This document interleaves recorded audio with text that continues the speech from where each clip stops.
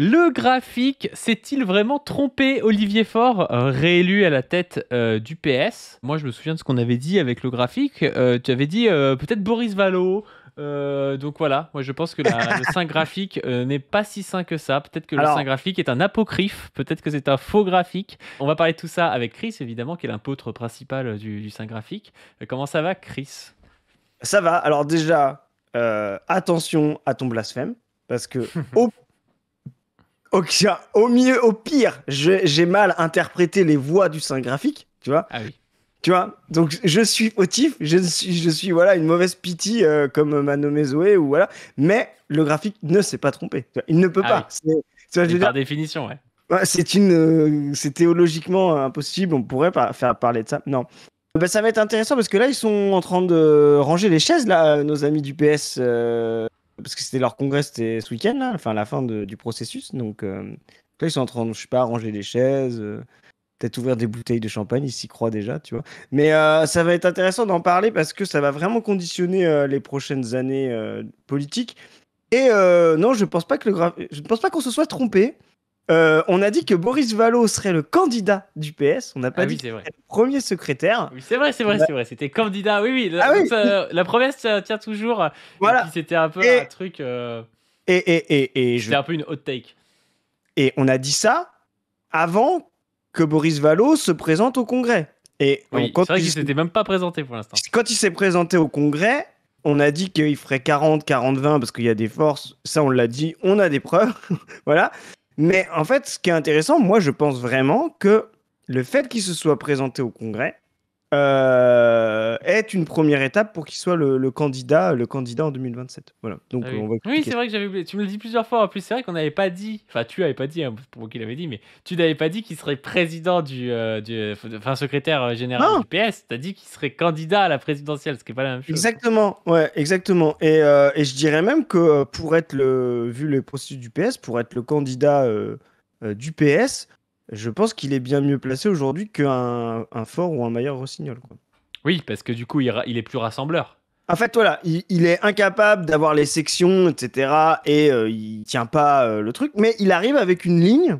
En plus, il est arrivé, tu vois, avec un projet qui ressemble à la Boétie. Voilà, enfin, il essaye de faire quelque chose. Et donc, il essaye d'être la clé de voûte. On verra, peut-être c'est une noisette. Et là, je me serais trompé, tu vois. Mais il essaye d'être la clé de voûte au PS. Bon, on va en parler, mais il y a d'autres possibilités. Voilà. Yes, bon, Euh, on va mater un petit peu ce que raconte Fort par rapport à tout ça, le discours de Fort. Ouais, voilà, je pense que ça peut être intéressant pour recadrer ça parce que ça clôt la séquence. Ford est réélu et il nous explique un peu sa vision au Congrès aujourd'hui. Ouais, ouais, ouais. Bon, on va se mater du coup cette histoire de Fort. C'est sur Twitter, c'est un extrait qui est publié. Il nous dit: alors que l'extrême droite est aux portes du pouvoir, j'entends que certains voudraient faire de ce congrès un référendum pour ou contre LFI.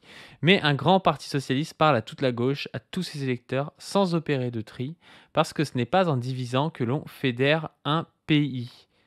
Et déjà, c'est marrant son tweet parce que tu vois, c'est pas la même chose que Gage qui dit Jean-Luc Mélenchon est un salopard antisémite et tous les gens qui votent pour lui sont complices. Tu vois, c'est pas du tout le même truc, quoi.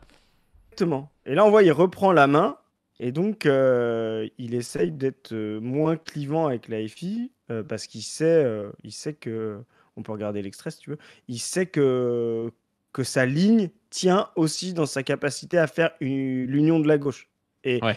quelque part, en fait, ils ont le même projet, hein. Ils veulent tuer la FI. Mais l'alliance Rossignol, qui est très pro-Glucksmann, veut tuer la FI comment dire, en, en l'affrontant, vraiment, mais violemment. Fort essaye de jouer une stratégie de on va prendre le lead sur une union de la gauche avec certains de la FI. Je pense qu'en fait, ce qu'il veut, c'est fracturer la FI. C'est-à-dire Ouais.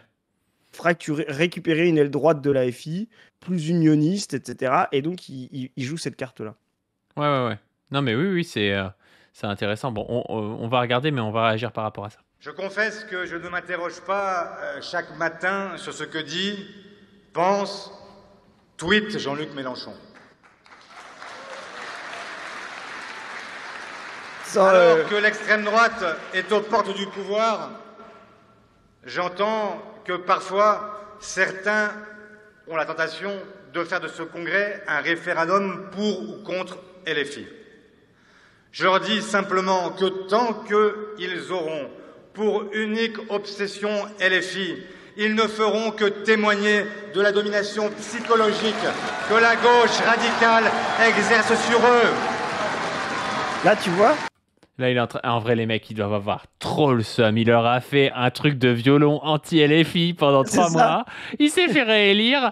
Et à J1, il est là en mode ouais, faut arrêter de critiquer LFI et tout. Oh là là, la baisse du truc. Ils doivent avoir trop le seum, les meilleurs rosignal et tout. Hein, c'est incroyable. mais c'est pour ça que ça tient comme ça, mais ça va pas tenir. Et surtout, il est quand même assez fin, c'est-à-dire qu'il repropose pas une union avec la LFI, mais il essaye de dire ma ligne, c'est pas de taper sur LFI. Et ce qui est intéressant là-dessus, c'est il commence, et là tu vas voir, ça c'est, je te l'ai dit, c'est le nuts alert, l'alerte noisette. Quand les mecs commencent à dire l'extrême droite est aux portes du pouvoir. Ça, tu vas voir, c'est toutes les noisettes, elles disent ça. Tondelier dit ça, Ruffin dit ça, Ford dit ça, et l'équipe de Ford, Rafovitz, etc. Tout le monde va dire ça, justement pour pouvoir dire on ne peut pas avoir des affrontements à gauche, il faut une grande union, un peu mollassonne, un peu au centre, et voilà. Et quand tu dis ça, c'est que t'es une noisette, tu vois. Donc la noisette, elle dit extrême droite, extrême droite, extrême droite. C'est un classico, quoi. Au final, c'est un peu le discours de Kamala Harris aussi. C'était en mode si vous ne voulez pas Trump, vous m'avez moi. Ben à la fin, tu gagnes pas, tu vois, parce que du coup, les gens ils disent non, mais ça fait 10 ans que vous nous faites ça, même plus de 10 ans, ça fait 50 ans que vous nous dites je suis là parce que je suis contre la droite. Non, on veut voter pour quelqu'un de gauche parce qu'il est de gauche, pas parce qu'il est contre la droite. Exactement, mais c'est leur seul. Et c'est comme ça qu'on avait fait l'analyse de la victoire de Trump. Harris n'a pas simplement perdu, elle s'est fait écraser. C'est-à-dire qu'elle s'est fait bien plus écraser que Clinton 8 ans auparavant.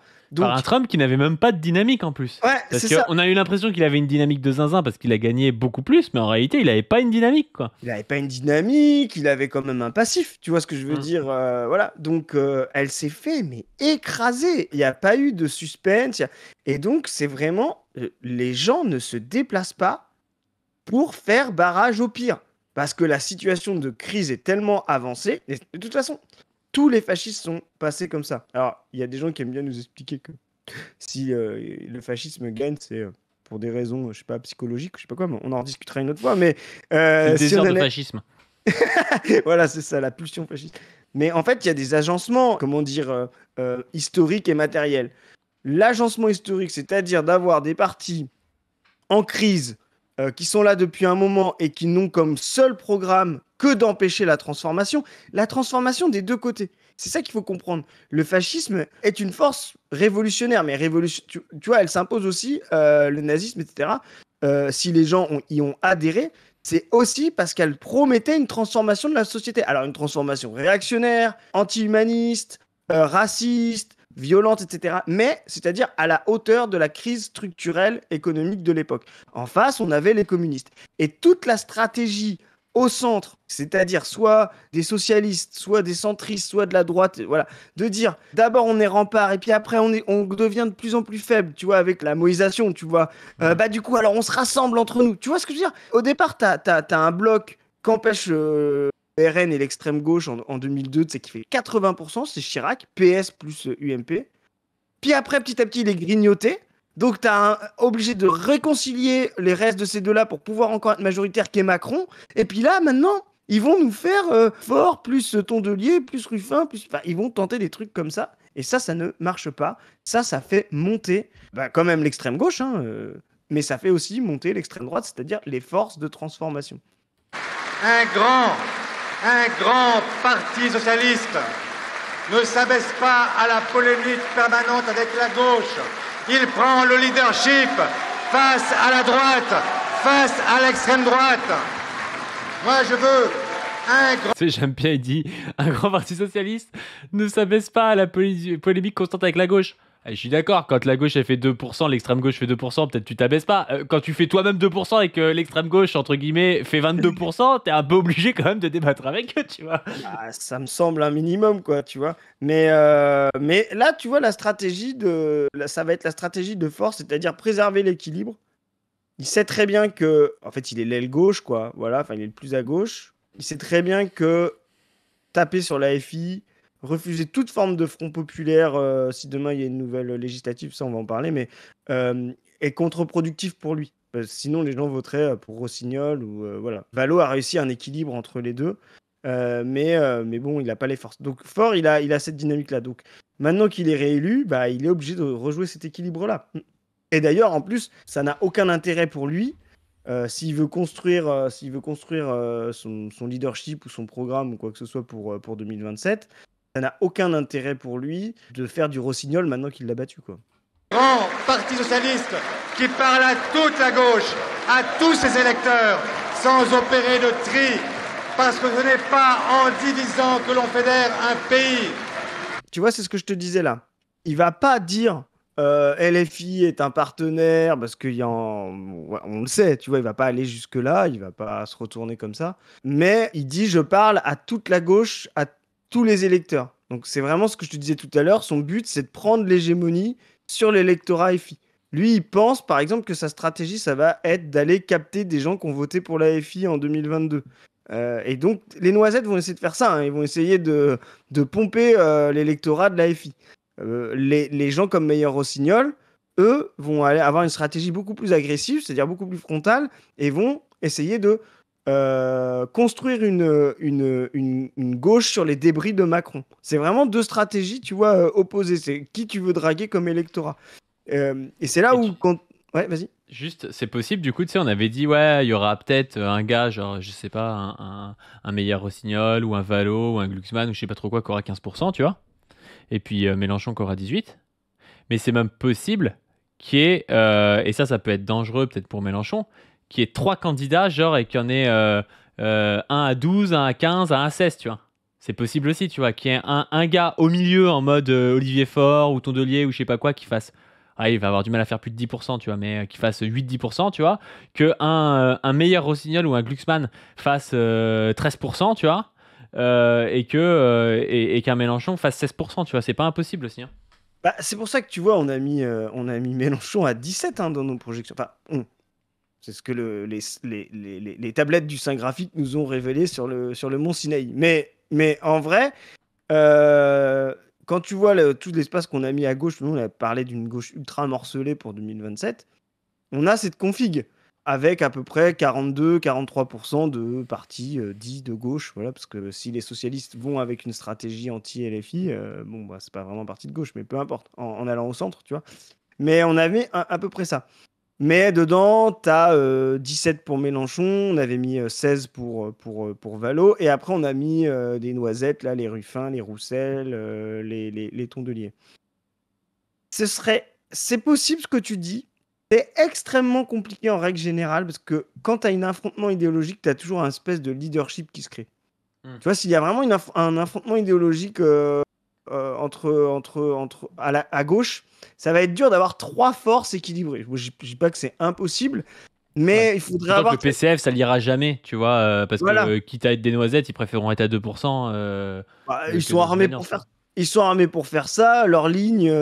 Enfin, tu vois ce que je veux dire c'est pas leur... Quand tu fais 2%, tu pèses pas assez pour imposer une ligne avec un gars avec qui tu t'allies à 16.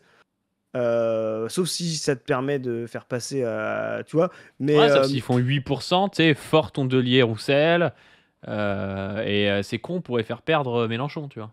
En fait, tu sais, il s'était passé ça en 2017, je sais pas si tu te rappelles, mais en 2017, il y avait Jadot qui était dans la course, Jadot, Hamon et Mélenchon. Et quand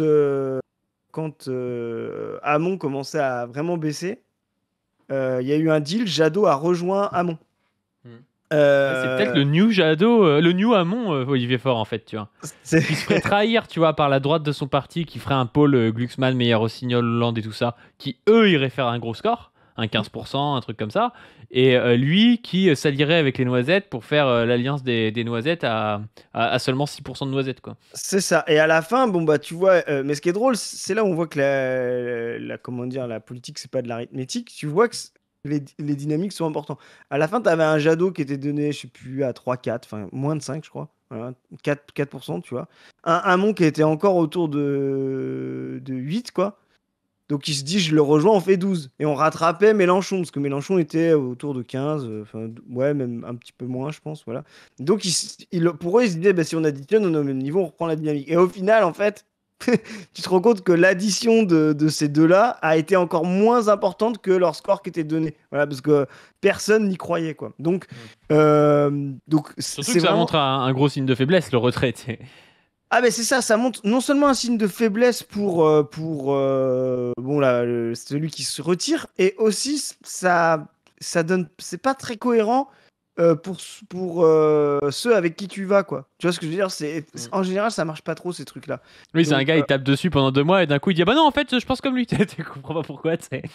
il y a eu dans l'histoire récemment un moment où ça a bien marché, et je pense que ça a permis à profiter. Alors c'est pas tout à fait la même chose. C'est quand Bayrou a décidé de ne pas se présenter en 2017, bah c'est la même élection, hein, pour rejoindre Macron. Là, je pense que c'est ce qui a permis à Macron de faire le centre, parce que Bayrou était quand même l'incarnation du centre. Il avait fait quand même des scores importants sur les précédentes Oui. élections. Ça a désocialisé, socialistisé Macron aussi. Voilà, et donc ça a été vraiment un truc. Mais tu vois, c'est pas la même chose que Jadot, parce que Bayrou, il s'est pas présenté puis retiré pour Macron. Ça aurait moins bien marché, parce que sinon, ça aurait obligé Macron à faire une campagne de centre-gauche, et je pense qu'il se serait fait niquer par Fillon. Et le rattrapage d'un Bayrou à la dernière minute, en fait, aurait pas permis Quand Bayrou dit, moi, candidat du centre, je n'y vais pas parce que Macron fait la stratégie que moi j'aurais voulu faire et il peut gagner, bah là tu vois, ça lui donne de la force, quoi. Et ce qu'il faudrait, tu parlais des communistes, voilà, les communistes, si tu voulais, si demain ils voudraient se retirer ou ne pas y aller pour je sais pas, pour aller avec la FI comme à l'époque du Front de gauche, là ils pourraient faire ça, mais il faudrait qu'ils le fassent en Aujourd'hui, ils sont septembre plus proches du 2020. PS que de la FI, hein, malheureusement. Aujourd'hui, oui. Mais tu vois, j'essaye d'être dans un monde, voilà. Mais tu vois, il pourrait donner de la force en disant, nous, communistes, on ne présente pas notre candidat car le programme, etc. Tu vois. Et ben ça donnait quand même, ça donnait quand même de la force. Ça donnerait quand même plus de force que le côté, ah bah non, je suis mauvais, donc je rejoins machin, quoi. Bah oui, clairement. Bon, on continue ce Olivier Faure. D'accord national avec la France insoumise aux prochaines élections municipales. Et nous aurons une candidature à l'élection présidentielle dans un périmètre que j'ai défini comme allant de Ruffin à Glucksmann. Ruffin à Glucksmann. Mais t'imagines, mais la candidature qui n'a aucun sens. Ruffin qui était jadis le gars qui tapait sur LVMH et tout, qui va finir par se rejoindre avec Glucksmann, Hollande et tout. Enfin, c'est un délire. Hein. Et c'est une Plus folie. jamais PS, il l'a abandonné. Hein. Mais dire que ces équipes voulaient justement récupérer cette identité plus jamais PS à la fin après 2018, etc. Bah, je veux dire, c'est catastrophique d'en arriver là. Hein. C'est catastrophique. Hein. Autain à Tondelier, des socialistes aux écologistes ou aux communistes. Attends, il cite que des noisettes et des traîtres, tu sais. Ruffin, Autain, Tondelier. Oh là là là là là, le seul mec cohérent dans cette histoire, c'est Glucksmann, quoi. Et tu vois, et c'est ça qui est bien, c'est que tu vois. C'est le seul mec qui veut pas aller dans son alliance d'ailleurs. Le seul mec cohérent, c'est le seul gars qui dit non, ton alliance de merde, Glucksmann à Ruffin, mais sans Glucksmann. Hein. Mais il a pas besoin d'eux, tu vois. Il a une ligne, quoi. Mais eux n'ont pas de programme. Mais tu vois, c'est exactement ce que je te disais. Ils n'attaquent pas direct la FI en disant arrêtez de vous en prendre à la FI parce que vous êtes trop bêtes. Si nous on veut gagner, il nous faudra leurs électeurs. La ligne forte, c'est ça, hein, c'est aller être plus à gauche que Meyer Rossignol ou que Glucksmann. Et il dit bien par contre qu'il n'y aura pas d'alliance nationale. Et tu vois, là par contre, il met encore la barrière. Ça, il n'est pas revenu dessus, notre cher Faure, sur le fait qu'il n'y a pas d'alliance avec Mélenchon, Bompard, Mathilde Panot. Voilà. Ouais. Et pour être totalement transparent avec vous, de Ruffin à Glucksmann, ça ne veut pas dire de Glucksmann à Rebsamen. Oh le bâtard. Ah ouais, vraiment, là, ils se foutent de leur gueule. Hein.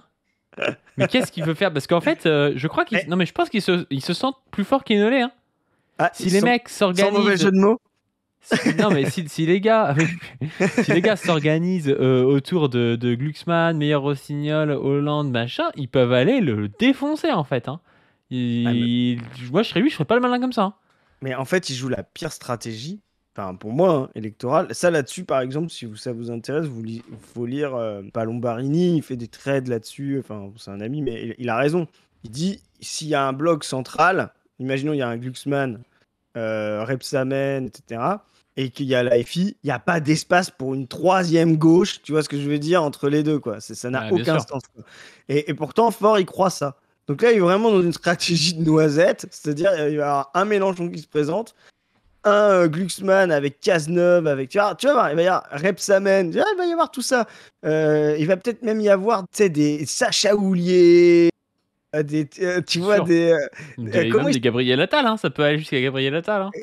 des Beaune là, tu vois ce que je veux Ouais, des dire, Clément Beaune des et tout. Clément. Ça te fait marrer, toi. Toute la team des anciens jeunes Non, mais socialistes, tu vois, macronistes, là. Attal, L'enfer. il peut y avoir Attal, effectivement, un deal Attal-Glucksmann. Alors nous, on a mis un deal Attal-Glucksmann avec Glucksmann. Enfin, on les voit ni l'un ni l'autre. Moi, je les vois ni l'un ni l'autre, mais je pense, je te dis, je joue l'outsider Valo qui récupère tout ça. Mais clairement, oui, ça peut faire une espèce de néo-centre gauche là, qui serait intéressant. Et tu vois, malgré tout, c'est là qu'on voit un effet de la moïsation. Le fait que Glucksmann essaye de prendre le lead sur ce et commence à l'avoir un peu intellectuellement, tu vois, sur cet espace-là, ça montre, parce que tu as Retailleau de l'autre côté, ça montre quand même qu'on est obligé de retourner vers du gauche-droite, quoi. Tu vois, on ne peut plus se réclamer du centre. Par exemple, une bonne noisette 2027, là, c'est Édouard Philippe. Je sais pas du tout comment ce gars va pouvoir exister entre Retailleau et ce qui est en train de se construire à gauche dont on vient de parler, tu vois. Lui, ça va vraiment être la Ah bah noisette. lui, il y a que si, Glucksmann et tout ne font rien. Et en fait, si le PS est vraiment représenté par la ligne Faure et que la ligne Faure c'est l'alliance de Faure, Tondelier et Ruffin, Édouard Philippe a son coup à jouer. Mais si c'est pas ça, et ce sera sûrement pas ça, tu vois, parce que c'est vraiment pas la ligne gagnante pour ces mecs-là. S'il y a un pôle qui se forme autour du Cap Clair, là, le pôle qu'on a appelé, tu sais, la tendance claire au NPA, bah là c'est la tendance claire, mais c'est le PS. Pas La mal tendance ça. Cap Clair, et ben si ça se met en place, il a aucune place, Édouard Philippe. Il va être à 10% tout le temps, il va devoir. Enfin, il va rien pouvoir faire en fait. Il va peut-être se présenter quand même et faire perdre Retailleau au profit de Le Pen, tu vois. Ouais, Pourquoi c'est ça. pas. Et même faire perdre aussi Glucksmann et permettre la prophétie. En fait, il faut qu'il se présente, mais lui, il fera jamais rien, quoi. Ça fait partie de la prophétie, hein. Mais tu vois, ça va vraiment être une noisette, quoi. C'est vraiment le gars de passer de. Et d'ailleurs, on le sait, hein, les noisettes sont toujours données à des 20% gagnants au second tour. Parce qu'en fait, tu vois, ça Oui, c'est les gars qui te disent au second tour, j'ai gagné. Oui, mais tu n'y es pas, frérot. C'est ça. Et tu sais, en plus, ils sont au second tour parce que, en fait, personne les connaît, tu vois. Quand tu mets un Édouard Philippe 2 ans avant face à un Mélenchon ou même une Marine Le Pen, oui, il gagne. Parce que Marine Le Pen ou Mélenchon polarise, tu vois. Même Bien sûr. Macron, tiens, c'est ça. Mais personne fait ça, tu vois. Demain, faites un sondage. Je demande à Ipsos, IFOP, tout ça. Faites un sondage. Macron contre Édouard Philippe. Ben, vous verrez, Édouard Philippe, il va gagner aussi. Parce qu'en fait, Macron est tellement est polarisant maintenant et est tellement détesté que. Donc, les noisettes, c'est ça, quoi. C'est. Tant que les deux pinces ne se sont pas resserrées, tu vois qu'elles, quoi. Ouais, c'est ça, elles ont l'impression d'être libres, Tu vois brillantes, ouais. C'est ça. Bon, on va se mettre un petit tweet là de Gérard Filoche qui dit, en gros, il reprend un mot d'Olivier Faure au congrès de Nancy. Olivier Faure qui a dit « J'ai longuement hésité à utiliser le mot génocide à Gaza, mûrement réfléchi, mais je le fais. » Donc là, on voit aussi son truc de le gars. Il s'est caché, c'est vraiment le mec, ouais, c'est ça, qui a essayé de faire genre non, mais voilà, moi je suis pas de gauche et tout, je n'ai rien à voir avec tout ce qui est de gauche et tout. Et au moment où il est élu au PS, là, il ressort et il dit il y a un génocide à Gaza. Et ça participe vraiment de cette dynamique de mettre la pression aussi sur son aile droite. Alors dynamique peut-être débile, parce que quand on voit, on peut se regarder le truc qu'avait fait le camarade Glupatate, où il y avait justement avec Chloé Ridel qui est dans l'équipe d'Olivier Faure, on voit très bien que l'aile droite du PS, elle est parmi les plus sionistes de France. C'est un des partis les plus sionistes de France. Ah oui. Et lui, il arrive à la fin parce qu'il savait très bien que s'il dénonçait le génocide avant d'être élu, ça aurait pu lui faire perdre des voix dans son parti de sionistes, quoi. Bah, Alors, il y a deux choses.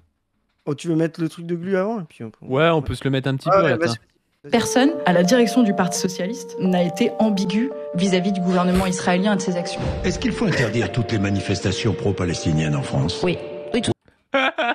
Est-ce qu'il faut interdire toutes les manifestations pro-palestiniennes? Le truc de 500, c'est entre elle et Roussel qui te dit oui, il faut augmenter les peines, et puis les peines planchées, et puis tout le monde va en tôle quand t'as les flics. Enfin, vraiment, on a la gauche qu'on mérite là. Hein. Joli, quoi.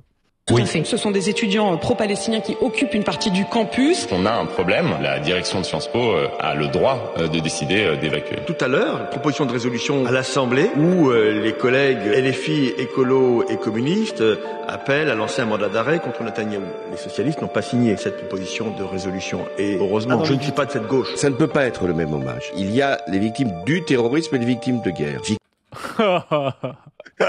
Ok, Céline Pina. Ah non, mais n'importe quoi. C'est genre des gars qui tirent sur des enfants et tout, c'est pas du terrorisme, mais des gars qui tirent sur des enfants avec une barbe, là, c'est du terrorisme. Ouais, c'est ça. Tu vois, genre, mais ça, c'est un truc de fou, quoi.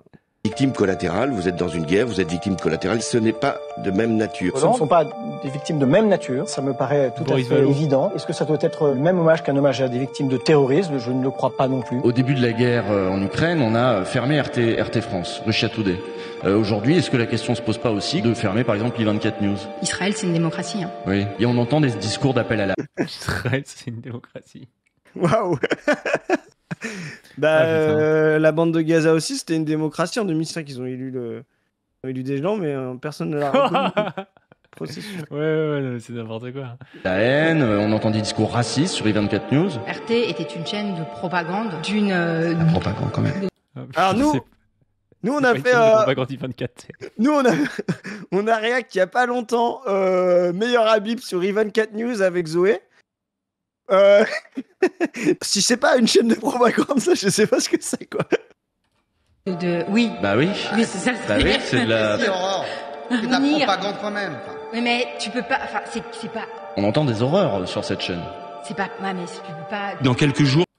Ouais, mais tu peux pas... C'est numéro 2 de place publique. Je vais défendre Aurore Laluc. C'est pas une bonne chaîne de propagande, tu vois. À la différence de Russia Today, tu sais, qui surfait un peu sur les gilets jaunes et qui pouvait faire un peu de la propagande de manière un peu plus intelligente. Genre, vous n'aimez pas Macron, bah regardez Poutine, ok, il est un peu autoritaire, mais lui au moins, je sais pas trop quoi, tu vois. Il y avait ce discours-là qui pouvait être porteur. Alors que i24 News, ça ne parle à personne à part des mecs qui sont déjà convaincus que les Palestiniens doivent crever, tu vois. C'est vraiment une chaîne de sionistes déjà convaincus. Donc c'est pas une bonne chaîne de propagande, mais c'en est quand même une. Voilà. Après, effectivement, on parle de propagande, comment dire, sur la forme, pas sur la qualité, quoi. Il y a une conférence à l'université de Lille de Jean-Luc Mélenchon avec Rima Hassan, donc qui figure sur sa liste. En bas à droite de cette affiche pour ce meeting, il y a un petit logo où il y a écrit Palestine libre. Voilà. Et Palestine libre, il y a une carte. En réalité, une carte d'Israël avec écrit dessus Palestine libre. Le niveau de zinzinerie. on dirait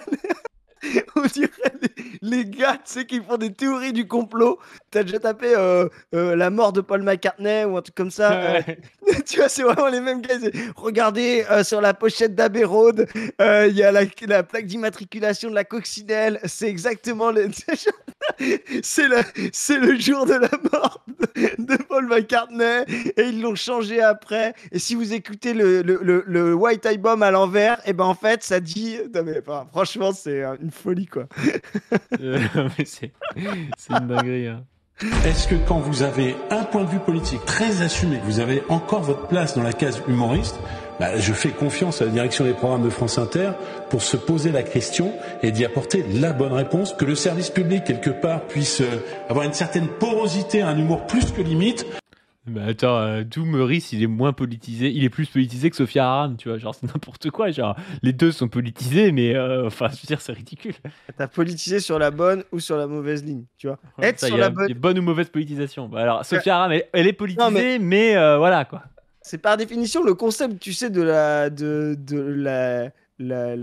politisme, tu vois, c'est celui qui a la ligne commune, enfin, c'est la ligne dominante, quoi. C'est pas de la politique, la ligne dominante, c'est la vérité, quoi. Eh bien oui, ça me pose une difficulté. Et notre soutien inconditionnel. Oh là là là là, la glu qu'a trouvé fort en train d'applaudir au soutien inconditionnel. Je suis pas sûr que massacrer des civils soit la meilleure. Ah, ils massacrent pas les civils. Alors attention. L'armée israélienne fait tout pour éviter de massacrer des civils. C'est des dommages collatéraux. Je sais que c'est extrêmement difficile à entendre.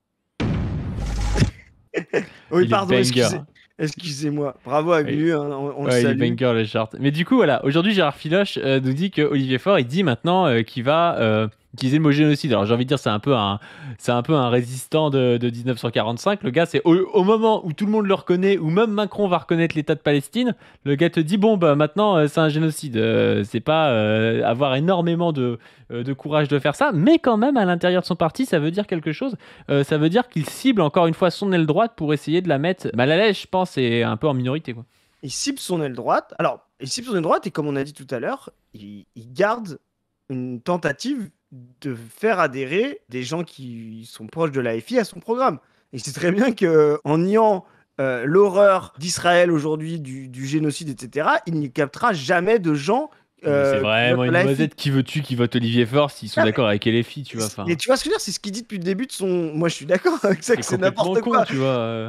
Mais si tu veux, moi, c'est comme quand les mecs en 2011 disaient on va essayer de battre Guardiola en ayant plus la balle que lui. Tu sais, moi, je le regardais, je dirais.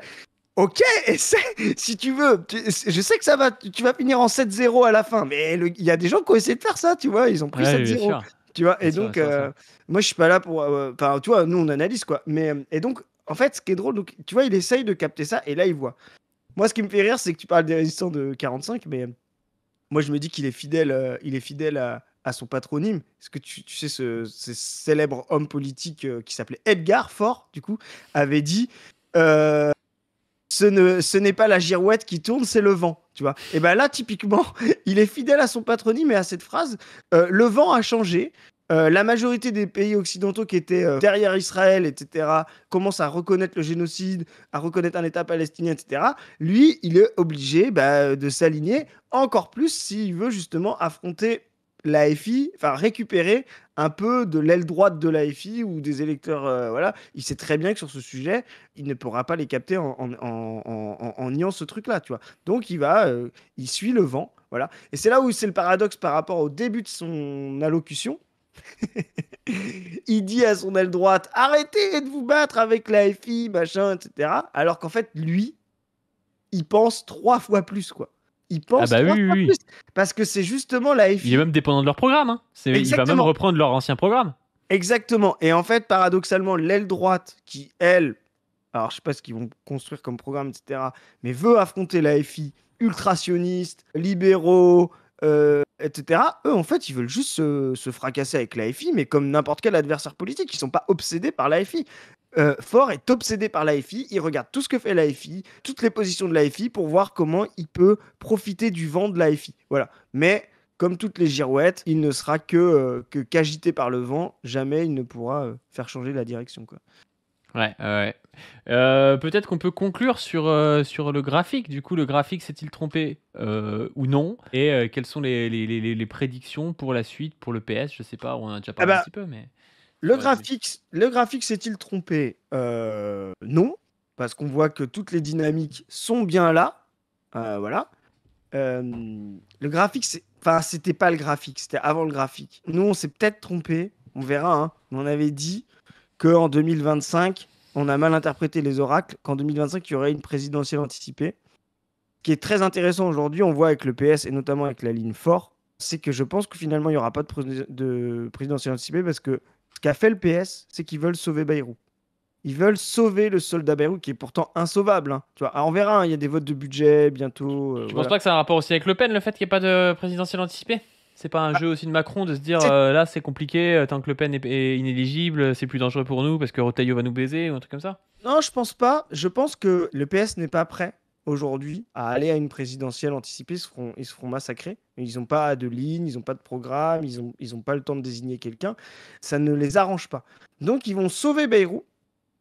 Ce qui fait qu'en sauvant Bayrou, Macron, lui, a moins besoin de faire une législative anticipée. Tu te rappelles, hein, c'était donc il y a un peu plus 1 an et 1 semaine qu'il a annoncé la dissolution. C'était le 9 juin 2024, ça passe vite. Hein.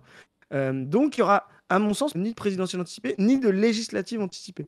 Parce que, effectivement, Le Pen non plus n'y a pas intérêt, donc elle ne fera pas tomber Bayrou. Mais eux, de toute façon, ils sont préparés pour 2027. Donc ça fait depuis le début qu'ils essayent de sauver en fonction des gens. Mais là, le truc, c'est que ni Marine Le Pen, ni le PS n'y a intérêt. Donc ils vont tous les deux laisser passer. Et la ligne forte, justement, c'est de pouvoir maintenir Bayrou pour pouvoir construire sa petite ligne là au milieu à gauche. Donc le graphique, ce qu'il nous dit, il nous dit, de toute façon, il n'y aura aucun processus d'union qui va fonctionner. L'AFI n'ira pas. Voilà. La ligne Glucksmann non plus n'ira pas. Donc ils vont essayer, Faure va s'acharner pour pouvoir essayer de faire une union. Il va se retrouver avec Tondelier. Je pense que les premiers à lâcher le truc, ce sera le PCF. Il va se retrouver avec vite fait Tondelier et puis Ruffin. Voilà. Tout ça va échouer. Et une fois qu'il aura échoué, il aura perdu l'assentiment et il ne pourra pas être désigné comme candidat du PS, parce que le PS voudra présenter quelqu'un. Et donc, c'est là où Boris Vallaud va prendre la tangente et sera désigné comme le candidat, parce que Faure ne pouvant pas y aller, parce qu'il aura échoué dans son processus unioniste bidon.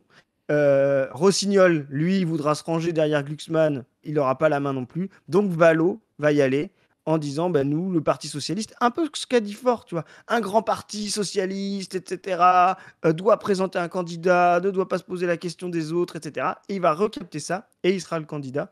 En vrai, je suis assez convaincu par la théorie. Hein. Pour moi, c'est ça, parce que c'est le seul qui aura une ligne cohérente. Voilà. Et juste une dernière question. Là, au moment où on tourne, il y a 2-2 entre les Pacers et le Thunder. Que dit le graphique sur la finale, là? Parce que c'est un peu chaud. Hein. Beaucoup plus difficile à prévoir. Moi, je pense que les Pacers, ils ont trop donné.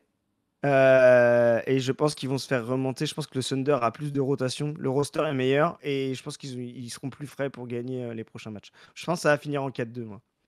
Alors, je sais pas s'ils ont plus de rotation parce qu'ils ont une belle rotation, les Pacers aussi. Mais j'ai l'impression qu'ils sont fatigués. C'est possible que ça fasse 4-2. Mais il y aurait pu avoir 3-1 là. Ouais. J'étais un peu en sueur de qu'ils se fassent remonter comme ça. Mais d'ailleurs, tu parlais des gens qui essaient de jouer comme les autres là au foot et tout. Mais c'est pareil, tu vois. Les Pacers, c'est des gars qui aiment bien jouer vite et tout. Tous ceux qui ont essayé de jouer vite contre eux, ils se sont fait défoncer parce que c'est leur jeu, tu vois. Et c'est comme ça en politique aussi. Si tu essaies de jouer sur le jeu des autres, t'es foutu, quoi. C'est exactement ça. Et surtout quand tu laisses forcément ton adversaire avoir un coup d'avance quand tu fais ça. Là, ils sont le PS de Faure essaye de faire de la FI soft. Ça marchera pas. Ça marchera pas. Ouais, il va finir par se faire traiter de pro-Iran par Glucksmann. Non, mais c'est ça. Donc, non, le vrai truc qui va se passer, moi, je pense que lui, je lui donne pas pas longtemps. On verra, hein, parce que là, en fait, au municipal, ça va un petit peu. Mais ce qui est trop bien pour l'aile droite du PS, c'est que taper sur Mélenchon, ça va leur permettre de taper sur Faure sans dire qu'il tape sur Faure.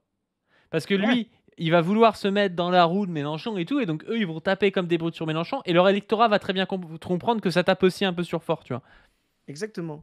Et non, le vrai truc qui va être intéressant par rapport aux prophéties du graphique, c'est comment Vallaud va obtenir Glucksmann derrière lui, quoi. Voilà. Comment Vallaud va réussir à niquer fort, ça va pas être trop dur, mais comment il va faire en sorte d'avoir Glucksmann qui le rejoigne et Attal, etc. Ça va être intéressant. Ouais.